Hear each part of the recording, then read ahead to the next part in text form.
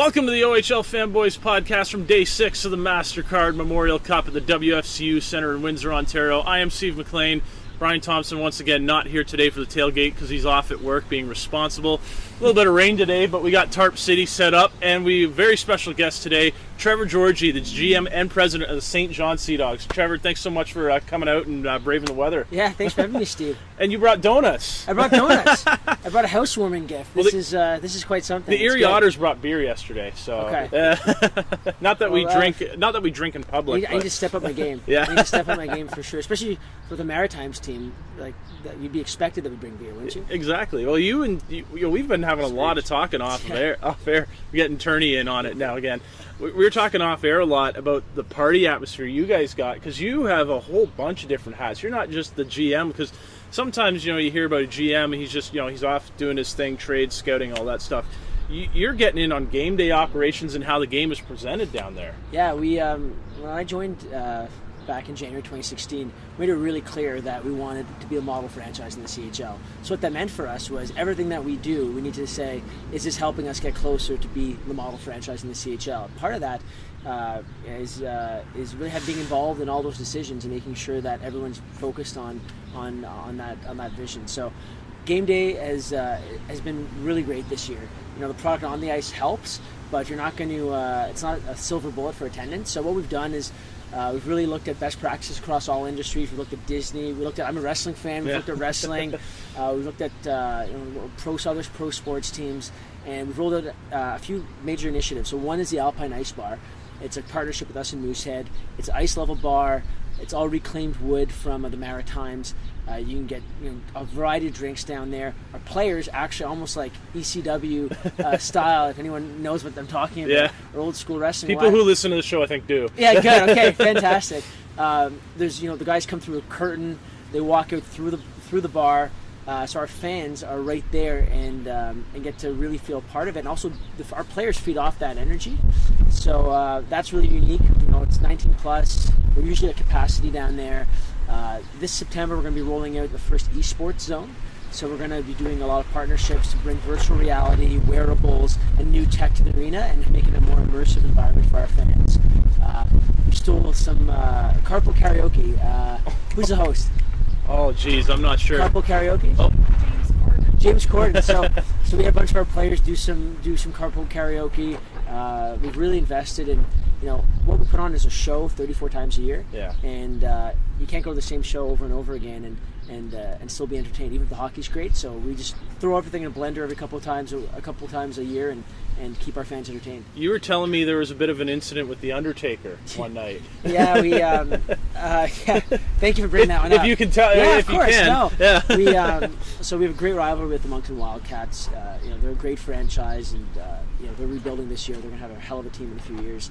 And we had a Halloween themed game. So everything we did was focused. If you're going to do it right. So everything we did was focused on Halloween. So late in the game, we ended up playing a clip of the Undertaker and Paul Bearer, his manager, and had did the whole Undertaker thing with the smoke and then the neck and all those things.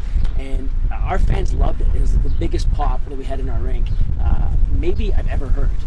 Maybe Jonathan Huberdeau surprise comeback. Yeah. That was a bigger pop, but number 2, Mark Calloway, the Undertaker, for sure a bigger pop. So he ended up doing that, and Moncton's goalie ended up giving up a couple goals right after that. So I'm not sure there's a curse of the Taker, but I just want to keep our fans entertained and make sure they're having fun. You're a wrestling fan when you don't call it an ovation or a loud cheer. It's a pop. It's a pop. It's that is, pop. Yeah, absolutely. We'll get on with the Memorial Cup now. Well, actually, no. Before we get there, the QMJHL playoffs. Of course, the Sea Dogs have had success. A couple President's Cup championships before. You weren't there for them, but you're so new with this team. Must have been pretty rewarding watching the team just go right through the playoffs. Bit of a test against Chicoutimi there, but other than that, 3 sweeps. Yeah, it's 3 sweeps, but it's a tough cup to win. The President Cup is a tough championship to win. We have a great team. We have a great group of guys. They care about each other. They're already planning trips in the future together. They're talking about alumni events. These guys really, really love their time in St. John. Really get along a very close group. But look, I'm really proud of them. 16 wins, 2 losses in the playoffs. One was with 13 seconds to go off a leg. and the other was double overtime. Yeah. So the group's done really, really well. And it goes back to the decade that we've had with the Sea Dogs. 3 President Cups, 3 Memorial Cup appearances, currently one Memorial Cup. We've developed the most NHL draft picks in the past 5 years, any team in the CHL. It goes back to ownership. Yeah. We have strong ownership that invests in our program, and that's how you have success. We'll get to the Memorial Cup now, and you guys have gotten off to, it was a little bit of a slow start, and then I think you found a valley that no one has managed to ever find at the Memorial Cup before, but you guys are still here. A bit of a loss to Windsor, big loss to Erie, but talk about last night's big win against the Seattle Thunderbirds in a do-or-die game. Yeah, first, a loss is a loss. Yeah. I don't care, and a win's a win. Yeah. I've been asked that before. They said, what? I had a reporter during the playoffs say, "Well, this seems like a really offensive game. Are you happy?" I said, "Well, we're winning, so I don't care if we win 10-1 or we win 1-0. A win's a win and a loss is a loss." So we've put that behind us. We're a better team than we showed the first 2 nights. Yeah. And for us to come back yesterday with a decisive win over Seattle, and a really good team in Seattle. Yeah. Good team, well coached. To come back and do that, I'm really proud of the guys, and I think it's certainly they were skating more. It was they played 3 periods of hockey. There's still room to grow. I don't think we played 100%. I'd say yesterday was 70%. So I'd like to see him take that next job. Must have been a huge confidence boost for Callum Booth after having getting the yank in the game against Erie, and then to come back the next night and get a shutout against a league champion must have been huge for him. Callum is exceptional. Yeah. Callum is an exceptional young man. A lot of fans here. We've been getting that all week. The podcast is full of cars honking. So fantastic. Callum's exceptional. If you've met him off the ice, composed young man, great family, brilliant. Yes. I'm talking high 90s, sharp guy, kind, well spoken. He's an exceptional man. I think even though he had the playoffs he was the most dominant goalie in our league throughout the playoffs. Great record throughout the playoffs. I think I don't think he gets the respect he deserves across CHL. I really don't. Callum's a great goaltender, and he battles and competes, and he's a calming influence too with his demeanor. If you look, he never comes to the bench after. He never lacks composure, and when sometimes things aren't going as planned, you need that demeanor from your goaltender, and you get that from Callum. I think he's among the best goalies in the CHL. Now you guys got a couple days off to prepare for Friday's semifinal. At least you're there, but you don't know who you're going to play yet. And tonight is, I guess, a full scouting mission for you guys. The Erie Otters and the Windsor Spitfires loser gets you guys for Friday. What are you looking for in tonight's game between Erie and Erie and Windsor? And what kind of at this point of the season, what type of any input at all do you have with the coaching staff and what you see in the game? Yeah, well, my leadership style is participative. I ask for a lot of opinion. I talk to my scouts, coaching staff, ownership, other colleagues all the time to come up with good decisions. But this time of the year, I really let our coaches, they're experienced. I let them run with that. You look at Danny, who's been to a number of Memorial Cups. Paul Boutelier coached the under-17 team to a silver medal. At the tournament in the Sioux this past year. Jeff Cowan's played in the NHL. We have great people, and they'll be ready for it.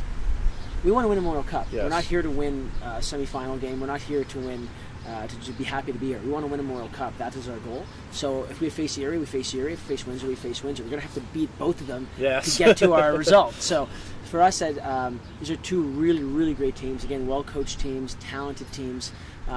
I hope that it goes to 7 overtimes and that they're absolutely exhausted by the time Friday rolls around. I'm a Guelph Storm fan. That doesn't work, believe me. Yes. Obviously, a bit of a turn here. We'll talk about one of the players that could have been on your lineup here. And forgive me if I pronounce his first name wrong. I never knew is it Olivier or Oliver? Felixson, yeah. Oliver Felixson. Yeah, Oliver Felixson. I'd imagine a little bit of sentiment for the guys to try and go after. Huge. I saw his jersey represented in the President's Cup. How much are the guys wanting to win one for him? I'll tell you a little story about our season, if I may. Everyone talks about 11 NHL drafted or signed players. They talk about guys who are World Juniors. They talk about the talent on this team. They talk about President Cup, league championship. This team has faced a hell of a lot of adversity. Yeah. David D.K. Kelly, since I've been with the team, twice has been told he's not going to return to work. He's the heart and soul of our team. He's here and he's putting in full days. And you talk about adversity, you talk about injuries and things like that. You don't have to look very far. You look in the room at DK and what he's done. It's incredible. You look at injuries we've had throughout the season. You look at losing a teammate that's 18 years old, that was really coming into his own. He's far from home. He's exceptional on the penalty kill, getting sticks in the way, blocking shots. He was our first guy over the boards with Bailey Webster on the PK, and he's diagnosed with lymphoma. This has been a great year for us, but it's been a year of a ton of adversity for this group. And in moments of adversity in seasons like this, two things happen. One, the team looks and packs up and goes home because it's hard. Or two, they get closer. This team's gotten closer from it, and I can tell you that this team wants to win for DK and they want to win for all of them. Well, hopefully for your guys' sake, I'm hoping that would be a great story to see you guys pull that off for those guys, and it would be a great story for the CHL. As we kind of wrap things up here, if there was one place, at least for you personally, if the Sea Dogs can't win a Memorial Cup at Harbor Station, I'd imagine this place is second best because you're a hometown guy here. Yeah, this is fantastic. My first sports opportunity was working just on school projects with Peter Dobrich, who was once part owner of the Windsor Spitfires. That was 7 years ago today. Working for free, doing school projects for the Spits. To be here today as President Jim of a team that is competing against the Spits and competing in this tournament, you want to pinch yourself. It's really, really, really special. In November, I watched one of my scouts. We came through and we were at a tournament in Sioux and then a tournament in Plymouth, and then we watched a Spits game and wanted to see what we'd be up against. And this was before the trade period. But I actually, a great relationship with the organization here. Steven Savage, one of the owners of the team, had us up in their box. We watched the game, really enjoyed it. And at the end, I turned to Steven and I said, well, I'll see you at the Memorial Cup. And he said, well, yeah, I hope so. I don't think he had full confidence in that. But it's come full circle. I love this city. The city's been so great. My brother's at the business school here.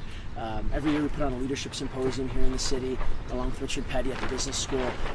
This is my second home. And I would have loved to win at Harbor Station, but to win it here would be very special. Maybe you'll be bringing that Memorial Cup back to Harbor Station on Monday evening with the Sea Dogs. And thank you. Trevor, thank you so much for coming out and braving the weather, as I said, coming to Tent City. Thanks for having me to your home. I want to see the rest of the place. Yeah, absolutely. We'll give you the grand tour. You can sign the roof as we've gotten everyone too. Perfect. So, thank you so much for coming on. Thanks a lot, Steve. Appreciate it. That's Trevor Georgie, President and GM of the St. John Sea Dogs, 2017 President's Cup champions. When we come back, we continue on with Day 6 from the 2017 MasterCard Memorial Cup.